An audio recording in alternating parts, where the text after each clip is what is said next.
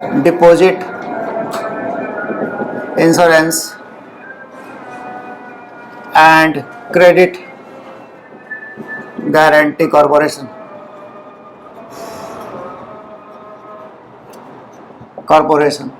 DICGC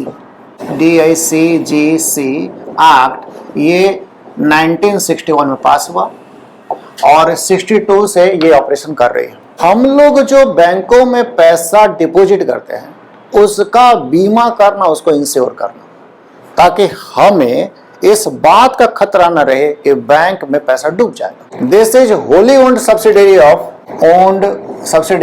of RBI HQ Mumbai. ये हमारा पैसा को गारंटी लेती है। इसमें सारे कमर्शियल बैंक शामिल होते हैं, सारे commercial bank.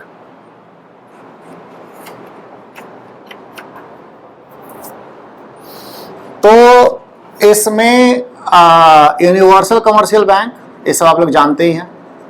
Universal commercial bank, payment banks, small finance bank,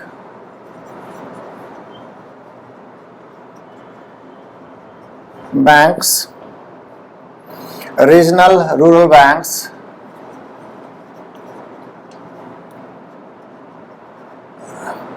rural banks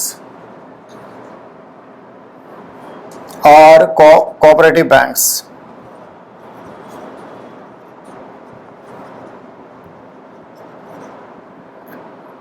foreign banks भी,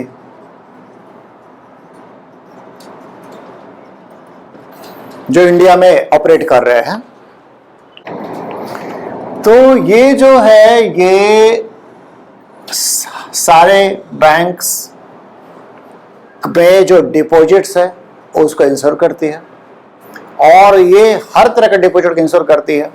यानी कि चाहे वो करेंट अकाउंट हो, करेंट अकाउंट, सेविंग अकाउंट या रिकरिंग डिपॉजिट्स,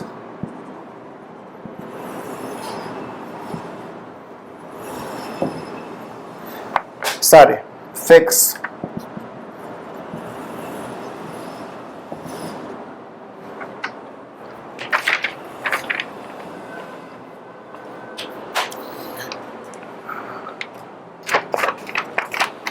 ईयर 2020 तक ये जो कॉरपोरेशन था, ये कॉरपोरेशन 1 लाख रुपया तक का डिपॉजिट को इंश्योर कर रहा था। अब ये इसको बढ़ा करके 5 लाख कर दिया गया है। It insures up to ₹5 lakh, which includes both principal and interest। जिस दिन बैंक फेल होते हैं उनके ऊपर में RBI रिस्ट्रिक्शंस लगाती है।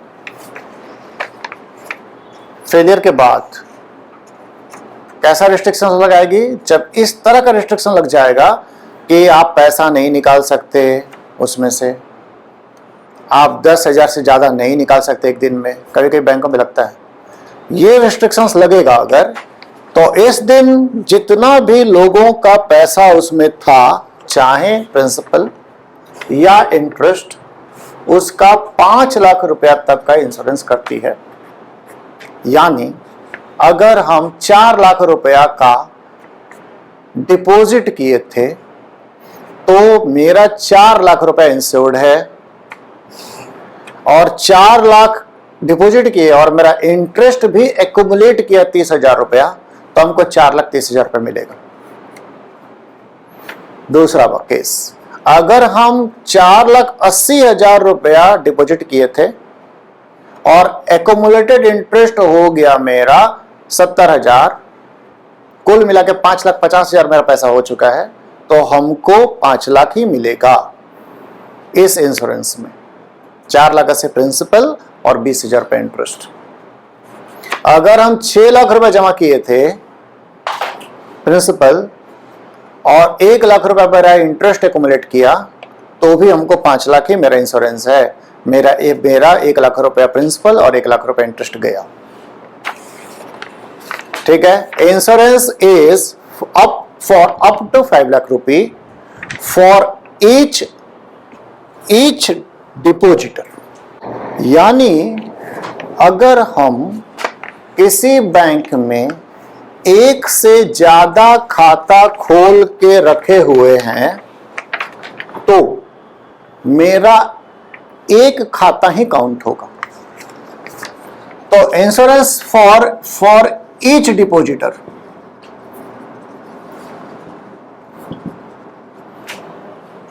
एक बैंक में अगर हम खाता खोले हुए हैं 4 खाता और चारों खाता में 2-2 लाख रुपया है तो मेरा 8 लाख रुपया बैंक में, लेकिन हमको 5 लाख मिलेगा। ऐसा नहीं है कि हर खाता का 5 लाख, नहीं, हर खाता का 5 लाख नहीं, मेरा 5 लाख। 4 खाता खोले हुए हैं चालाक बन करके, ये 2-2 लाख कर देते हैं। हर अकाउंट में 5-5 लाख इंश्योर हो गया। नो, एक आदमी काउंट किया जाएगा, आदमी एक। ठीक। और आप लोगों को पता है कि बैंक अकाउंट जो होता है वो फर्स्ट होल्डर से ले आता है। यानी एक रास्ता हो सकता है अगर आपको बचना है, खास करके हस्बैंड वाइफ में, तो एक ही बैंक में 2 खाता खोलना है तो नाम उल्टा पुल्टा कर दीजिए।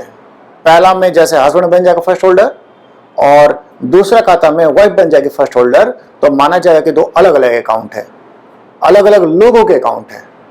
हालांकि दोनों अकाउंट में दोनों ही पर्सन है, लेकिन ऐसा माना जाएगा। तो इस केस में दोनों अकाउंट में 5-5 लाख इंश्योर हो जाएगा। ठीक। तो एक बैंक में कभी खाता खुलवाना चाहिए अगर, तो वो उल्टा पुल्टा कर देना चाहिए ताकि वो इंश्योरेंस के हिसाब say that is better decision. मतलब ऐसे होता है ना कि एक हस्बैंड एंड वाइफ का ही ले रहे केस, ये एक खाता खोला बैंक में और एक और भी खाता खोला HW।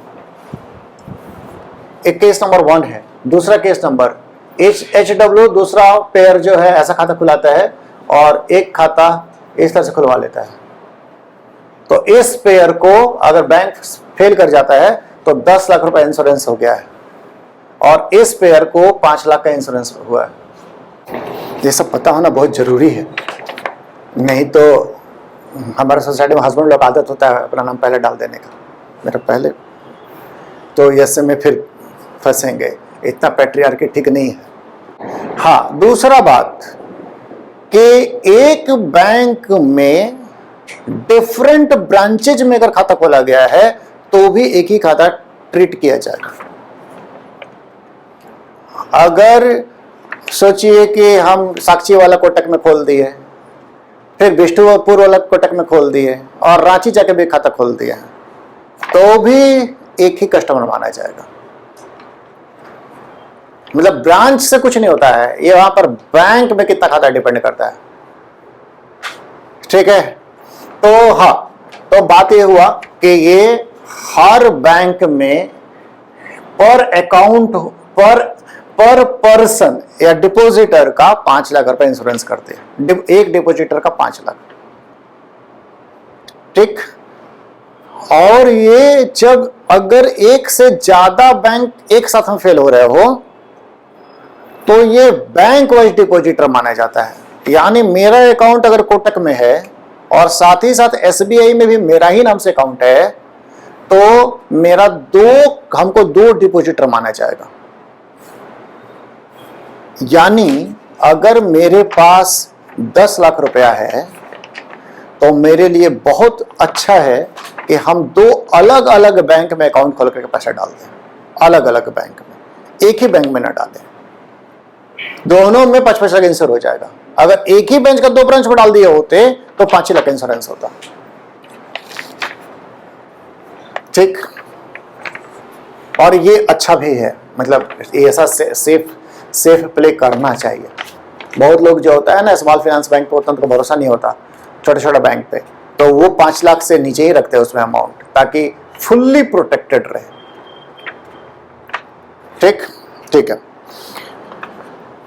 तो ये जो हो गया, एक बार फिर से बोल दे रहे हैं कि हमारे देश में, लगभग सारे देशों में जो भी अच्छे कंट्री है, नहीं तो बैंक जो होगा ना, बैंक में भरोसा नहीं होगा लोगों का।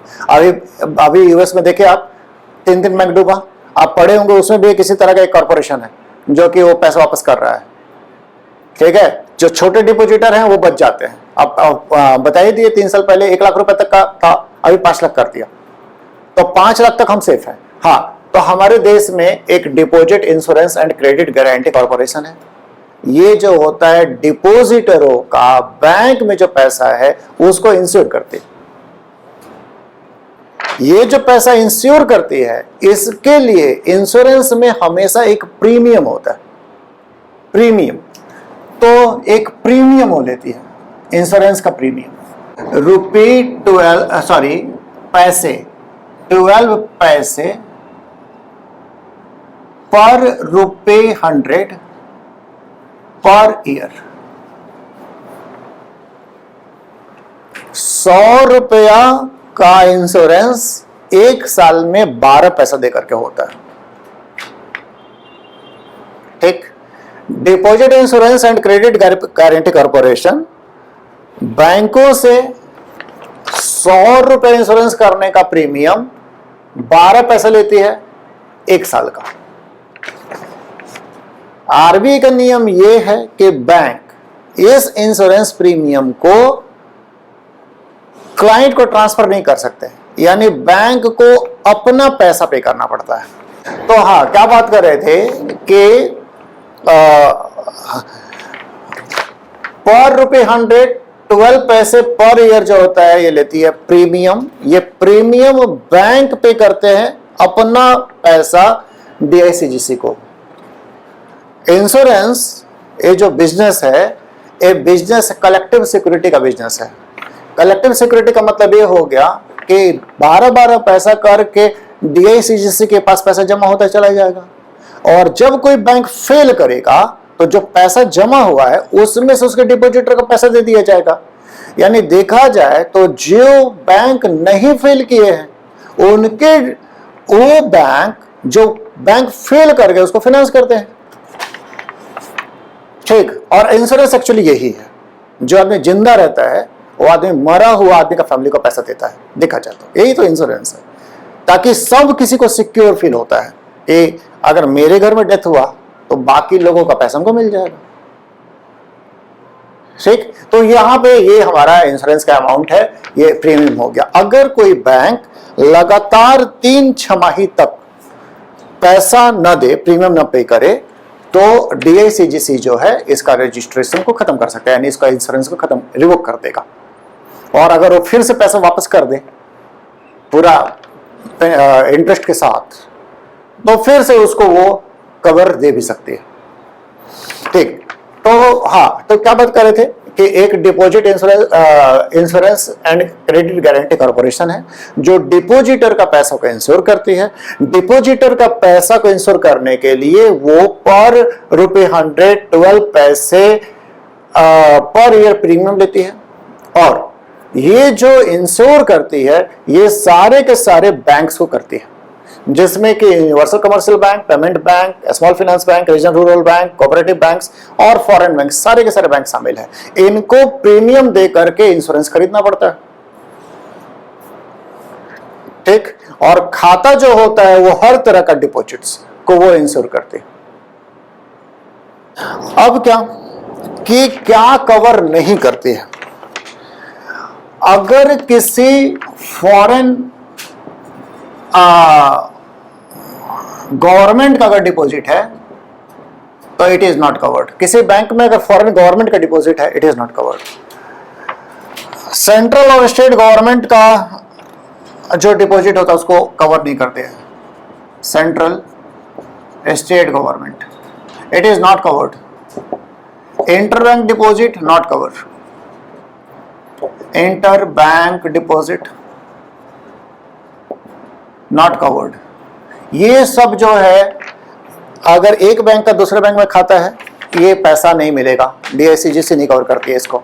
फॉरेन गवर्नमेंट अगर हमारे बैंक में पैसा डाली हुई है, no it is not covered. Central government का पैसा है, स्टेट गवर्नमेंट का पैसा है, no it is not covered. पहले क्या होता था कि जब बैंक फेल होते थे तो इनके फेल होने पर, इनका लिक्विडेशन प्रोसेस स्टार्ट होने पर ये DICGC पैसा देती थी। ठीक है, मतलब बैंक फेल कर गए हैं, अब तो कर गए फेल, अब DICGC जो पैसा देगी तो 5 लाख रुपए दे देगी। मेरा था 10 लाख रुपए, 5 लाख रुपए दिलवा DICGC दे देगी, लिक्विडेशन स्टार्ट होगा तब। और उसके बाद जब लिक्विडेशन का प्रोसेस कंप्लीट हो जाएगा तो अगर कुछ पैसा उसमें और भी निकल करके आएगा, बैंक का लिक्विडेशन में तो कुछ निकलेगा ना पैसा, तो अब उसमें से भी हमको मिलेगा। हो सकता है उसमें से भी मेरा हिस्सा 10 लाख था, 5 लाख तो पहले ही मिल गया है, और पता चला कि 2 लाख रुपया और मिल रहा है क्योंकि उसका कुछ सामान बिका है, तो 2 लाख रुपया और हमको मिलेगा बाद में, तो 7 लाख हमको टोटल रिकवरी हो जाएगा।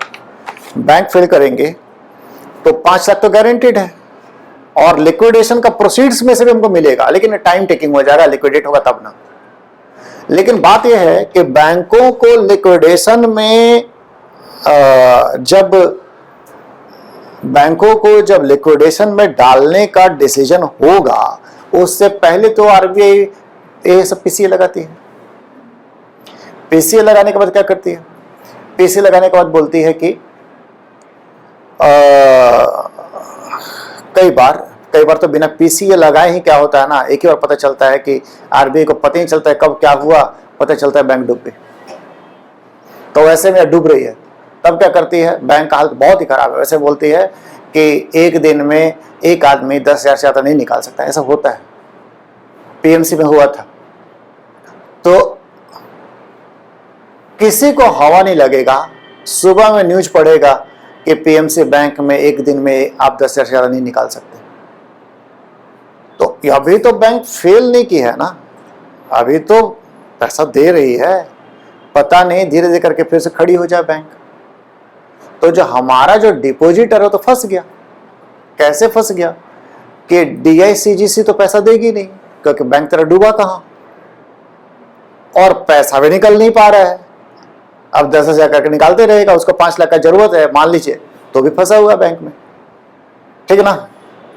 तो क्या हुआ, 2021 में एक नियम बनाया गया, एक इसमें अमेंडमेंट किया गया, DICGC एक्ट में अमेंडमेंट किया गया, सरकार अमेंडमेंट की, और ये उसमें लिखवा दी कि अगर RBI बैंक में रिस्ट्रिक्शन इंपोज करते इस तरह का विड्रॉल का, तो DICGC 90 दिनों के अंदर डिपॉजिटर को 5 लाख रुपए तो दे देगी। पहले क्या था कि बैंक अगर मान लीजिए फेल करने लगी, डिपॉजिटर को पैसा वापस नहीं कर पा रही है, या RBI खुद ही बोल रही है कि इस बैंक से पर डे 10,000 से ज्यादा पैसा कोई नहीं निकाल सकता है, तो RBI जब बैंकों के लिए ऐसा इंस्ट्रक्शंस को देती है तो उसको बोलते हैं ऑल इंक्लूसिव डायरेक्शंस। ये जो डायरेक्शन है, इस डायरेक्शन का मतलब है कि डिपॉजिटर का हाथ में पैसा अब नहीं आएगा या धीरे धीरे आएगा, और अगर डिपॉजिटर को अपना पैसा चाहिए तो उसको इंतजार करना पड़ेगा कि RBI इसको लिक्विडेट करने का बात करे। लिक्विडेट करने का बात करते ही DICGC 5 करोड़ पकड़ा देगी, लेकिन इसमें साल 2 साल भी हो सकता है, क्योंकि लिक्विडेशन का प्रोसेस जो है RBI डिसाइड सोच रही है RBI कि नहीं, बैंक फिर से खड़ा हो जाएगा। ठीक, 5 लाख रुपए उसको उसमें मिल जाएगा, और लिक्विडेशन जब हो जाएगा तो भी कुछ पैसा मिलेगा। 2021 में जो चेंजेस किए गए उसमें लिखवा दिया गया कि जैसे ही RBI ऑल इंक्लूसिव डायरेक्शन देती है, यानी कि बैंकों से पैसा निकालने को रिस्ट्रिक्ट की, वैसे ही नहीं 90 दिन के अंदर DICGC पार्टी को जो है उनको अप टू 5 लाख रुपए पकड़ा देगी। यानी अगर मेरा पैसा 4 लाख रुपया एक बैंक में था और वो बैंक जो था वो बैंक में पैसा निकालने पर प्रतिबंध लग गया, तो हमको पता है कि 90 दिन के अंदर हमको 4 लाख रुपया मिल जाएगा।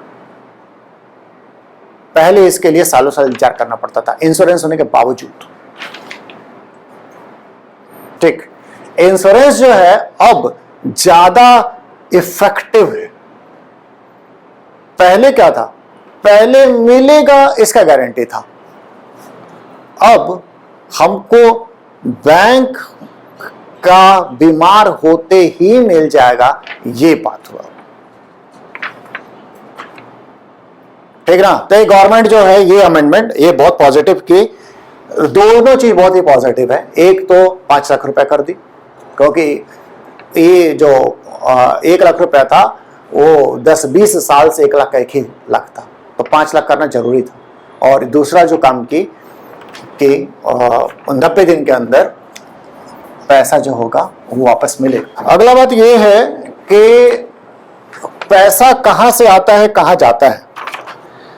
लगभग टोटल प्रीमियम का जो DICGC को मिलता है उसका करीब करीब 93.6% एक कमर्शियल बैंक पे करते हैं।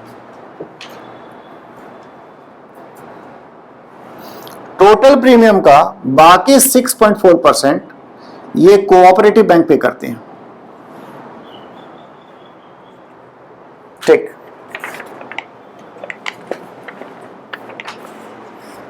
और इंश्योरेंस का जब डिसबर्सल होता है, जब इंश्योरेंस क्लेम का पैसा दिया जाता है, तो ये फिगर जो होता है उल्टा हो जाता है।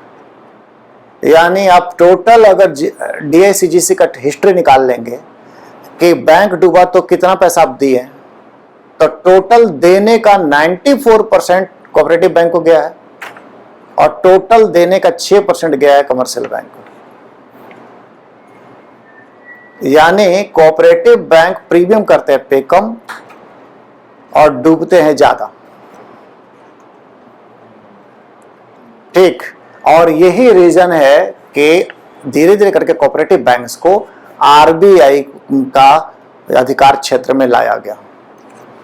तो कोऑपरेटिव बैंक्स जो है, कोऑपरेटिव बैंक्स जो कि ज्यादा फेल होते हैं, DICGC का प्रीमियम का बड़ा, प्रीमियम का नहीं, इंश्योरेंस क्लेम का बड़ा हिस्सा ये ले जाते हैं, तो धीरे धीरे करके कोऑपरेटिव बैंकों पर भी RBI का पकड़ बढ़ाया जा रहा है। हम लोग पहले ही पढ़ चुके हैं, पहले पढ़े हैं ना ये वाला बात कि कोऑपरेटिव बैंक जो होते हैं उस पर RBI का कंट्रोल बढ़ाया जा रहा है। ये जो है DICGC जो है ये बहुत लुक्रेटिव बिजनेस है, यानी कि जितना पैसा टोटल आता है इंश्योरेंस में उसका एक छोटा सा फ्रैक्शन ही खर्च होता है। ठीक, मतलब कहने का मतलब है कि जितना पैसा आया 100 रुपया आया तो 7-8 रुपया निकलेगा, बाकी पैसा प्रॉफिट है। अच्छा खासा प्रॉफिटेबल काम है ये। गवर्नमेंट जो थी वो गवर्नमेंट इससे 2017 में इससे संतुष्ट नहीं थी, वो DICGC को चेंज करना चाहते थे। DICGC को चेंज करना चाहते थे और वो चाहते थे कि बैंकों का केवल मर्जर और लिक्विडेशन ना हो, उसका रेजोल्यूशन का भी सिस्टम सोचा जाए। आप रेजोल्यूशन तो जान गए हैं, पहले हम लोग तो पूरा का पूरा पढ़ ही लिए NCLT, और आप लोग को पता है कैसे कैसे रेजोल्यूशन होता है। तो चाहते थे कि रेजोल्यूशन भी कभी एक सिस्टम बनाया जाए ताकि बैंक अगर फेल कर रहे हो तो फटाफट उनको रिजॉल्व किया जाए। रिजॉल्व किया जाए मतलब क्या कि कोई दूसरा मैनेजमेंट उसको फट से ले ले, ताकि एम्प्लॉय पैसा और सारा का सारा इकोनॉमी में जैसा फंक्शन करता रहे। ठीक ना, जल्दी से रिजॉल्व करेंगे तो एम्प्लॉय भी वहीं रह जाएंगे, उसी बैंक में रह जाएंगे, काम करेंगे। तो ये सरकार चाह रही थी। सरकार चाह रही थी तो पहले ही वो एक कमेटी बना ली थी, BN श्री कृष्ण कमेटी। तो एक वो बिल डिजाइन की, that bill is financial resolution and deposit insurance.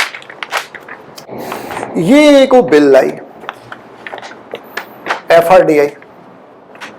इसमें वो DICGC को एक रेजोल्यूशन कॉर्पोरेशन बनाना चाहते थे ताकि वो रिजॉल्व करे, केवल इंश्योर ना करे, रिजॉल्व करे। समझ पा रहे हैं बात को? बैंक जो है अभी क्या है हालत, अभी क्या है कि बैंक जो है वो बैंक का डिपॉजिट का इंश्योरेंस करती है, और तो कोई काम नहीं है ना इसके पास में। बाकी तो आरबीआई मर्जर या फिर लिक्विडेशन, आरबीआई का काम है। लेकिन ये बिल बोल रहा था कि ये रेजोल्यूशन कॉर्पोरेशन का काम करेगी, यानी वो उसको रिजॉल्व भी करवाएगी बैंकों को, जैसे दूसरा पार्टी को दे करके या जैसे भी। और इसमें एक क्लॉज था, उसको बोलते हैं बेल इन क्लॉज। बेल इन, ये थोड़ा समझ लेते हैं। बेल इन, एक बेल इन क्लॉज था। बेल इन क्लॉज का मतलब ये हो गया कि हम लोग जो पैसा बैंकों में रखे हुए हैं वो बैंकों के ऊपर में लायबिलिटी है,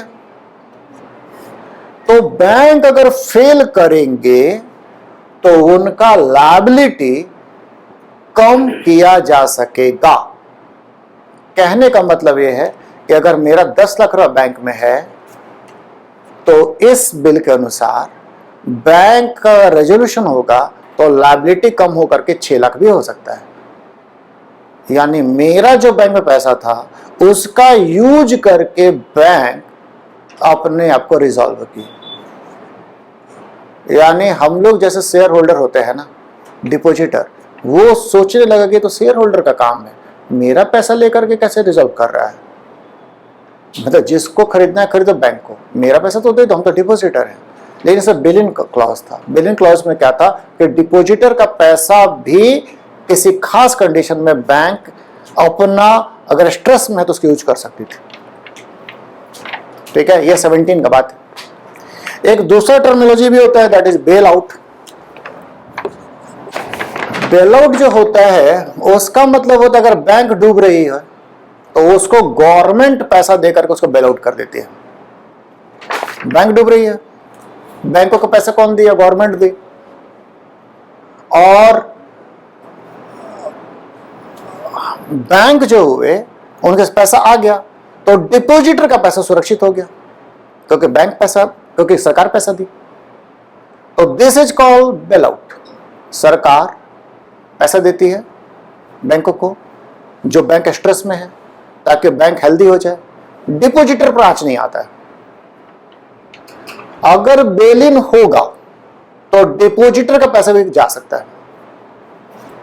ठीक, अब क्या हुआ कि ये बिल आया, बेल इन आया, रवीश कुमार और इस तरह के जो पत्रकार थे वो सरकार का धज्जी उड़ाना शुरू किया कि अब बेल इन होगा, अब जो डिपॉजिटर होगा उसका पैसा भी खतरा होगा।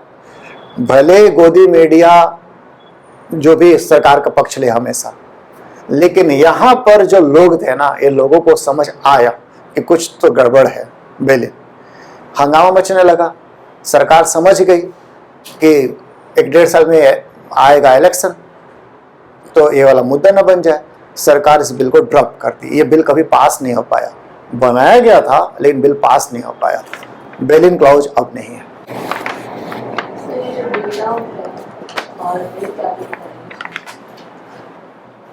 रिकैपिटलाइजेशन और बेल आउट में थोड़ा फर्क है। बेल आउट में क्या है ना, फेल कर गए हैं बैंक, उनको बेल आउट करते हैं। बेल आउट मतलब जो चीज फेल करेगा उसको बेल आउट करते हैं।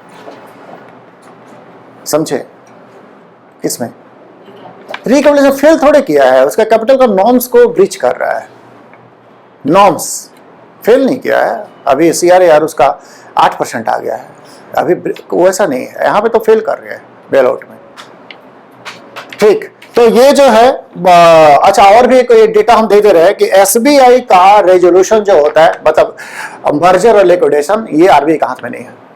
सारे बैंकों को कर सकती है, SBI का मर्जर नहीं कर सकती है और न SBI को लिक्विडेट कर सकती है।